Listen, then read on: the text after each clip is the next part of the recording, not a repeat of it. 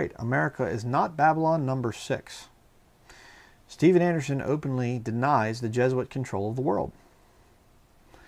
Let's watch this. First, he's in this Verity Catholic cult building, and his little buddy there, Jiminy Cricket, I call him. Listen to this. Now let's ask ourselves this question. Is Rome, Italy today ruling over the world? Is that really the seat of governance in this world? Now some people would say, well, yeah, it's the Roman Catholic Church, the Vatican City, Rome. I mean, they're running everything. Now there are people out there who have this belief that, the Catholic Church is running this world and they have all the power, and the Jesuits and the Black Pope and this and that. But I'll be honest with you, they're wrong.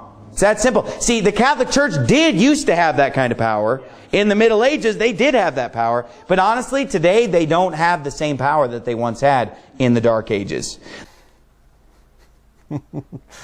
Wow, I'm convinced. I mean, I'm just going to quit talking about the Jesuits being bad and things like that. The Jesuits aren't behind anything anymore. The Vatican just doesn't have any power. I mean, Steven Anderson just comes out and says, that's just wrong. Oh, okay. Yeah, all right. That's just wrong. That's not the Jesuits. They don't have any power. I mean, let's see where the next one is here. This is one that he did at his own little cult building now. Hold on here. Shut up for a minute here until I can get to the spot. We'll go to an hour and 20 minutes into this thing,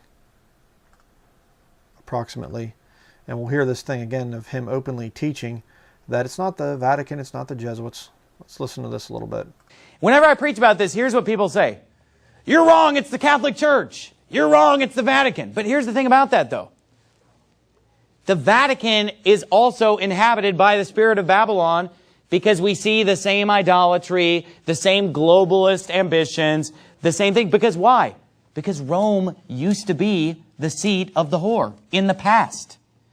So during the Roman Empire, it was Rome. But not only that, during the Middle Ages, it was still Rome, because it's the Roman Catholic Church.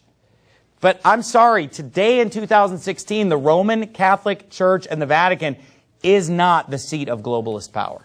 Nor does it fit in with the description in Revelation 18 at all, as being a great consumer of the world's merchandise where every shipmaster is affected. Doesn't fit. So there you have it. I mean, just the Vatican is not the seat of globalist power. I mean, it was in the Middle Ages and the Dark Ages and things, but it's just not anymore. It's just not there. Never mind the fact that all the world leaders have to go and meet with the Pope. And they all have to go and bow to the Pope and things like this, and they get their marching orders from the Pope. And never mind the fact that, you look at governments and things, and it's this guy's a Knight of Malta, and that guy's a Knight of Malta, and Knight of Columbus here, and Jesuit there, and all the stuff. Never mind that, let's just not talk about those things. Here we have a picture. I found this kind of interesting.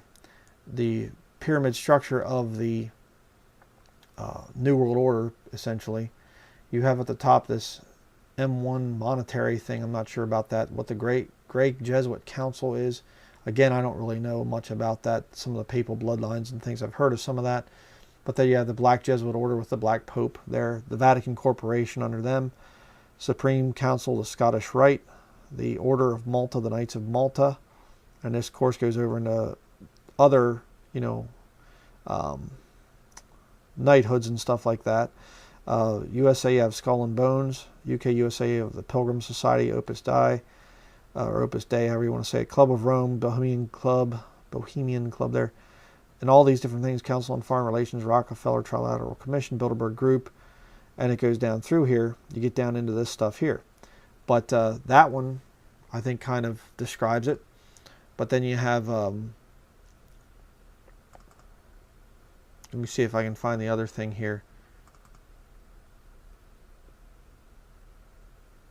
Here you have the Jesuit power structure of the United States as of 2006.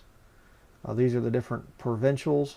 Superior General Peter Hans Kulvenbach. Different provincials there. the Jesuits that rule this country. Very, very, very powerful men. No power at all compared to the Lord Jesus Christ. They can't do a thing until they have ultimately have God's permission. They can't touch you unless God gives them permission. Okay, yeah, this is from the Alberto comics. I think this is a pretty good one too. Pretty accurate. Says his color is black, the color of the Jesuit order which seeks to dominate the world economy for the Antichrist through the following front organizations: the Jesuits, goes down to the Illuminati, the CFR, international bankers, the Mafia, Club of Rome, Opus Dei, Masons, New Age movement, etc. I mean, anybody with any kind of brains is going to realize that the Vatican is in control of things. It's not that, well, they had power, but they've lost it now. Yeah. I mean, and there's scores and scores and scores of pictures of, presidents and things going over and bowing before the Pope. I mean, it's ridiculous to come out and say these kind of things. But I want to show you another little thing here that Snake says. Stephen Andersnake, what I like to call him. 59 minutes into the thing, he actually says something absurd about Islam. See if I can find this real quickly. Try not to subject you to too much of this wing nut. All right, let me see if I can find this quick. We'll play it. Well, it's not Jerusalem, but it's Islam. It's Mecca. I've heard that theory go. It's Mecca. Here's the thing. Is Mecca living deliciously today and just buying all the world's merchandise? And when Mecca's wiped out, they say, no man buyeth our merchandise anymore. Let me ask you this. Is Mecca characterized by idolatry? No, because Muslims don't have any idols at all. Hello? They don't make graven images. When was the last time you saw a Muslim bow down to a statue? Never. When was the last time you saw Muslims making statues and praying in front of a statue? Never. Because Muslims don't have any idolatry, whereas Babylon's characterized by great idolatry. Okay. Is Mecca symbolized by idolatry? No, because Muslims don't have any idolatry. Okay, they venerate Mary first and foremost. Okay, there's stories of, there was a Catholic priest, I think at one point in time in the history, there was a invasion, Turkish invasion or something like this, and these Muslims are coming up to invade, and this priest holds up a picture or a painting or something of the Virgin Mary, and they're all like, oh, going down, bowing to it and stuff. But they venerate Mary. But what about the huge, big, black, Kaaba stone or whatever that big, stupid thing is over there, and they're all bound to the thing and stuff like this? They don't have any idols? Excuse me? What is Allah? He's a moon god. He himself is an idol, an ancient pagan idol. Why would Stephen Anderson say that the Muslims don't have any idols? Oh, probably because of the same reason that he went and wore Free Palestine shirts to this big Islamic rally thing up there in Dearborn, Michigan. Because Stephen Anderson works with the Vatican. Works for them. I've been saying it for a long time.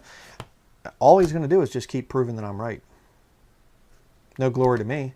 It's just, hey, I've studied Catholicism for a long time. I have a lot of their books, a lot of their writings. I know what they believe. I know what they're trying to put forth for people to believe. Stephen Anderson's working for them. As is anybody else that's working for this Babylon USA documentary thing. Watch out for these people.